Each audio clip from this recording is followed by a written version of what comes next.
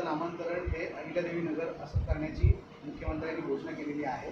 काय आपली भूमिका असेल? आमची भूमिका काय असणार? आम्ही पुण्यश्लोक अहिल्यादेवी होळकरांचे हा महाराष्ट्र आणि देश कायम ऋणी आहे. उत्तम राज्यकर्ती, उत्तम प्रशासक, धर्मपारायण अशा त्या राज्यकर्त्या होत्या आणि या देशात त्रिखंडात त्यांचं नाव एक मराठी रूलर, मराठी राज्यकर्ती म्हणून गाजले. पण याच अहिल्याबाईंच्या संदर्भात दिल्लीच्या महाराष्ट्र सदनात त्यांचा पुतळा, त्यांचा फोटो हटवण्याचा जो प्रयत्न झाला त्यानंतर सरकारलाही उपरती झाली. अहिल्यादेवींच्या नावानं एखादा जिल्हा ओळखला जाणार असेल तर त्याचं आम्ही स्वागत करतो. सध्या देशात जे रेस्टर्सचं आंदोलन आहे त्याचा प्रभाव लागतोय. काल काँग्रेसने सचिन तेंडुलकरच्या घराबाहेर आंदोलन देखील केलं, तर अद्याप त्यांनी या संपूर्ण प्रकारामध्ये भूमिका घेतली नाही. आपण कशा प्रकारे? नाही, ही भूमिका घेतली पाहिजे प्रधानमंत्र्यांनी, ही भूमिका घेतली पाहिजे केंद्र सरकार. महाराष्ट्रामध्ये वगैरे ठीक आहे, प्रत्येकानं आपापल्या भूमिका मांडलेल्या आहेत. महिला कुस्तीपटूंना न्याय मिळावा ही सगळ्या देशाची भावना आहे. पण त्यांना न्याय कोण नाकारतं? प्रधानमंत्री नाकारतात, केंद्र सरकार नाकारतं, हे लक्षात घ्या. सर, मध्ये गजानन कीर्तिकर यांचं स्टेटमेंट आलं होतं की भाजप सरकार, केंद्रातलं भाजप सरकार हे खासदारांना आपण वाढवून घेते. मात्र त्यांनी आता त्या स्टेटमेंटवरून त्यांचं स्टेटमेंट असं होतं की संपूर्ण मिंदे गटाला, त्यांचं स्टेटमेंट मी ऐकलेलं आहे. त्यांनी ते स्वतः पुन्हा एकदा ऐकावं, जाहीरपणे ऐकावं, ही सगळ्या देशाची भावना आहे. पण त्यांना न्याय कोण नाकारतं? प्रधानमंत्री नाकारतात, केंद्र सरकार नाकारतं, हे लक्षात घ्या. सर, मध्ये गजानन कीर्तिकर यांचं स्टेटमेंट आलं होतं की भाजप सरकार, केंद्रातलं भाजप सरकार हे खासदारांना आपण वाढवून घेते. मात्र त्यांनी आता त्या स्टेटमेंटवरून त्यांचं स्टेटमेंट असं होतं की संपूर्ण मिंदे गटाला, त्यांचं स्टेटमेंट मी ऐकलेलं आहे. त्यांनी ते स्वतः पुन्हा एकदा ऐकावं, जाहीरपणे ऐकावं. ते असं बोललेले आहेत की आम्हाला सावत्रपणाची वागणूक मिळते,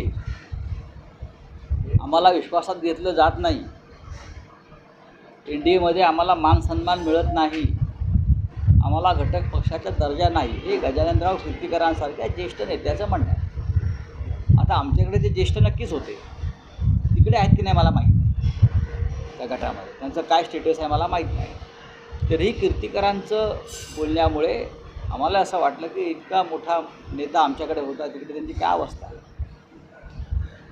पण आता त्यांनी घुमजाव केलं असं आपण म्हणताय, दबाव असू शकतो. पण त्यांचं स्टेटमेंट त्यांनी पुन्हा ऐकावं किंवा आपण सगळ्यांना ऐकावा ते काय बोलले आहेत. सर, पंकजा मुंडेंनी विधान केलेलं आहे, मी भाजप पक्षाचे, परंतु भाजप पक्ष माझा मन सदस्य नाही, असं फक्त या विधानाकडे आम्ही त्याच्याकडे काय पाहणार? त्या भाजपमध्ये आहेत पण भाजपात त्यांना आपलं मानत नाही असं त्यांना म्हणायचं.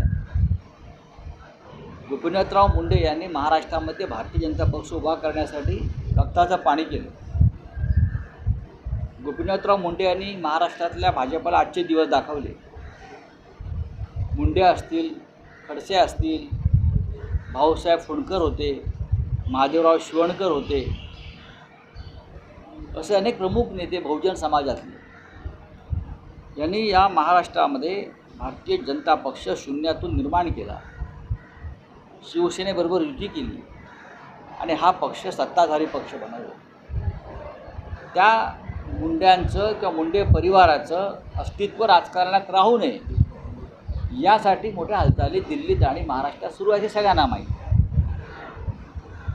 पंकजा मुंडे या गोपीनाथरावांच्या कन्या आहेत. त्यांचा पराभव का आणि कसा झाला याच्याविषयी आम्ही वेगळं सांगण्याची गरज नाही, कारण तो त्यांच्या पक्षाचा अंतर्गत विषय आहे. तरीही आम्हाला मुंडे परिवाराविषयी आमच्या मनामध्ये कायमची आस्था आणि प्रेम राहील ती गोपीनाथराव मुंड्यांमुळे. मुंडे साहेब असते तर नक्कीच शिवसेना भाजपा युतीला एक वेगळी दिशा मिळाली असती. आज जे चित्र दिसाहेब असते तर नक्कीच शिवसेना भाजपा युतीला एक वेगळी दिशा मिळाली असती. आज जे चित्र दिसते ते दिसलं नसतं.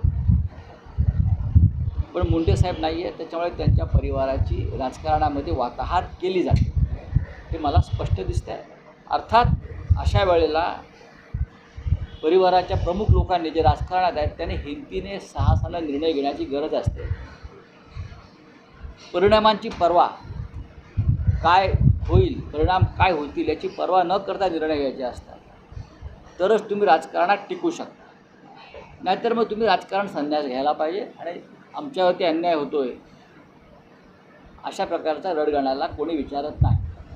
सर, राष्ट्रीय समाज पक्ष सर माझ्या भावाचाच आहे, मी तिथे देखील जाऊ. त्याच्याविषयी मी बोलत आहे. सर, हिंदी में जाके कि महाराष्ट्र सदन से राजमाता का पुतला हटाया जाता और अब उनका नाम एक शहर को दिया जाता, आपको लगता है कि पीछे सियासी फायदा या मुस्लिम द्वेष है? बात ऐसी है कि महाराष्ट्र सदन से अहिल्या देवी होलकर जी का पुतला हटाया गया, उसके बाद महाराष्ट्र में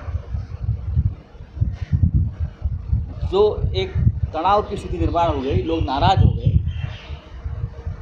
तो सरकार को लगा उनकी भरपाई करने के लिए हम एक ज़िले का नाम बदल देंगे. मांग पुरानी है. अहिल्या देवी होलकर और द ग्रेट रूलर, एक महिला रूलर थी, बहुत बढ़िया काम किया है, सामाजिक काम किया है, तलवार भी चलाई है, अच्छी प्रशासक रही, एडमिनिस्ट्रेटर रही है. हमारे महाराष्ट्र से थी, इंदौर तक उनका, मध्य प्रदेश तक, मालवा तक उनका राज फैला था. तो ऐसे ही अहिल्या देवी का नाम अगर किसी ज़िले को दिया जाता है तो उसमें विरोध करने का कोई मुझे मतलब नहीं रहा. सरकार की मंशा सियासी लग रही है. जो डेफिनेटली देखिए, हर नाम के पीछे, नामांतर के पीछे सियासी मतलब सबका होता है, लेकिन उसके ऊपर आप चर्चा नहीं होनी चाहिए. उस बारे में अगर कुछ बोलना है तो उस ज़िले के प्रमुख लोग बोलेंगे. वहाँ विखे पाटिल जी है, वहाँ और नेता है, वहाँ बाला साहब थोड़ा साहब है, उनकी राय महत्वपूर्ण है. जी, सर, उद्धव जी पटना जाने वाले, उस बारे में बताइए किस तरह से विपक्ष को एक साथ लाने में उद्धव जी भूमिका निभाएंगे? बात ऐसी है कि 12 जून को नीतीश कुमार जी ने सभी बड़े नेताओं को निमंत्रण दिया है. मैं ये नहीं कहूँगा कि विपक्ष नेताओं, जो भारतीय जनता पार्टी के साथ नहीं है और जो देश में 2024 को परिवर्तन चाहते हैं, बदलाव चाहते हैं, ऐसे सभी देशभक्त पॉलिटिकल पार्टी, उनको सबको न्योता दिया है. उसमें उद्धव ठाकरे जी है महाराष्ट्र से, पवार साहब भी है. तो मुझे लगता है हम पटना जाने के हो रहे हैं. जी, सर, उद्धव जी पटना जाने वाले, उस बारे में बताइए किस तरह से विपक्ष को एक साथ लाने में उद्धव जी भूमिका निभाएंगे? बात ऐसी है कि 12 जून को नीतीश कुमार जी ने सभी बड़े नेताओं को निमंत्रण दिया है. मैं ये नहीं कहूँगा कि विपक्ष नेताओं, जो भारतीय जनता पार्टी के साथ नहीं है और जो देश में 2024 को परिवर्तन चाहते हैं, बदलाव चाहते हैं, ऐसे सभी देशभक्त पॉलिटिकल पार्टी, उनको सबको न्योता दिया है. उसमें उद्धव ठाकरे जी है महाराष्ट्र से, पवार साहब भी है. तो मुझे लगता है हम पटना जाने के बारे में सोच रहे हैं. सर, अपने डिस्क्वालिफिकेशन को लेकर राहुल गांधी ने साफ तौर पर कहा है कि ये उनके लिए बहुत बड़ी अपॉर्चुनिटी के तौर पर देखा जाएगा. राहुल गांधी अमेरिका में है और उनकी जो सभाएं वहाँ हो रही है, उनको बहुत बड़ा रिस्पांस वहाँ के लोगों से मिल रहा है. और उनके भाषण सुनने के लिए जो लोग आ रहे हैं वो भाड़े के तट्टू नहीं है, वो कोई इवेंट नहीं है, लोग अपने आप आ रहे हैं. और राहुल गांधी बहुत बड़े, मैं उनका भाषण सुन रहा था, फॉर्म में है. जैसे एक ज़माने में सचिन तेंदुलकर था फॉर्म, या विराट कोहली था, उस तरह से बहुत फॉर्म है और जोरदार बैटिंग उनकी चल रही है. तो मैं ये मानता हूँ कि उनकी हिम्मत है कि उनका संसद का सदस्यत्व ख़त्म हो गया, उनको घर छोड़ना पड़ा दिल्ली का, उनका पासपोर्ट छीन लिया, फिर भी एक नेता जो है वो अपनी लड़ाई देश और विदेश में लड़ रहा है. तो उनका कहना ठीक है, जब संकट आता है तो संकट एक अपॉर्चुनिटी होती है और हम भी उसे विचार करें. सर, सत्ता पक्ष लेकिन आरोप ये लगा रहा है कि विदेश की धरती में जाके भारत का अपमान कर तो रहा है. मोदी जी अब तक क्या कर रहे थे? अब तक मोदी जी और उनके नेता क्या कर रहे थे? यही किया है ना आपने. जो देश की स्थिति है उस बारे में अगर हम जाकर बात करते हैं, हमारे इंडियन कम्युनिटी के सामने वो अपमान नहीं है. आपने भी 2014 से पहले और बाद में यही किया है. चलिए, थैंक यू। देवेंद्र फडणवीस का बयान आया कि जब महाविकास आघाड़ी की सरकार थी तो डिसीजन पैरालाइज हो गया था, मतलब लकवा मार गया था फैसले लेने के अभी लिए। अब हम ज्यादा फैसले कर रहे हैं क्या जल्दी। क्या है, सरकार है क्या? ठीक है, लौका मार गया था, अभी तो आपकी सरकार तो स्मशान में पहुंच गई है, कुछ नहीं हिल रहा है, आग भी बंद है, कान भी बंद है, सब कुछ बंद है। ये लकवे की बात आप मत करिए। सर पुणे के मंचर में एक लव याद का कथित केस आया है, दावा करी उद्धव ठाकरे पटनाला जाणार आहे। उनका पासपोर्ट छीन लिया, फिर भी एक नेता जो है वो अपनी लड़ाई देश और विदेश में लड़ रहा है, तो उनका कहना ठीक है। जब संकट आता है तो संकट एक अपॉर्चुनिटी होती है और हम भी उसे विचार करें। सत्ता पक्ष लेकिन आरोप ये लगा रहा है कि विदेश की धरती में जाके भारत का अपमान तो करेगा। मोदी जी अब तक क्या कर रहे थे? अब तक मोदी जी और उनके नेता क्या कर रहे थे? यही किया है ना आपने। जो देश की स्थिति है उस बारे में अगर हम जाकर बात करते हैं, हमारे इंडियन कम्युनिटी के सामने वो अपमान नहीं है। आपने भी 2014 से पहले और बाद में यही किया है। चलिए, थैंक यू। देवेंद्र फडणवीस का बयान आया कि जब महाविकास आघाड़ी की सरकार थी तो डिसीजन पैरालाइज हो गया था, मतलब लकवा मार गया था फैसले लेने के अभी लिए। अब हम ज्यादा फैसले कर रहे हैं क्या जल्दी। क्या है, सरकार है क्या? ठीक है, लौका मार गया था, अभी तो आपकी सरकार तो स्मशान में पहुंच गई है, कुछ नहीं हिल रहा है, आग भी बंद है, कान भी बंद है, सब कुछ बंद है। ये लकवे की बात आप मत करिए। सर पुणे के मंचर में एक लव याद का कथित केस आया है, दावा करी उद्धव ठाकरे पटनाला जाणार आहे।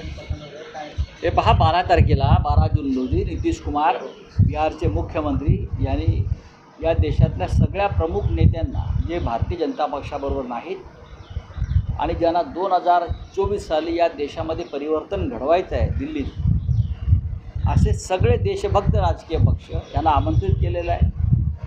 त्यात त्यांनी आग्रहानं उद्धव ठाकरे यांना स्वतः येऊन निमंत्रण दिलेलं आहे। 12 जूनच्या त्या बैठकीला उद्धव ठाकरे जातील असं मी तुम्हाला आता सांगतो।